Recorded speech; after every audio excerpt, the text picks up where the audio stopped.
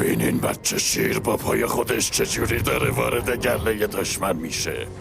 بگو ببینم ردتون رو چجوری پوشوندی؟ یه پرنده بهمون کمک میکنه. دروغ میگه، اینجا هیچ یه پرنده خانه نیست. بازدل به ما کمک همونطور که میکنه. من میتونم به شما کمک کنم. تو میتونی به ما کمک فکر میکنی کنی؟ اگه کمک کنی بزدلید بخشیده میشه؟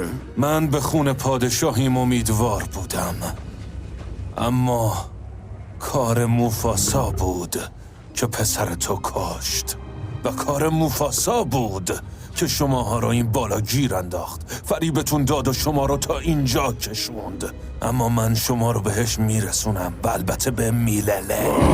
میلله؟ میلله فقط یه افسانه است، از اون داستانه که برای بچه شیرا میگن. آها، برو اینو به میمونه بگو، اون داره همه رو به سمتش هدایت میکنه. به خودتون یه نگاه بندازین، یه گله که از گرسنگی نا ندارین، تو دامنه کوه هم گیر افتادین، نمیتونین ردی پیدا کنین، تنها خوراکی هم که دارین سرما و انتقامه. پس انتقام پدر چی؟ بگو ببینم. پس پدرت چی میشه؟ به خاطر موفاسا من دیگه پدر ندارم، تقصیر اونه.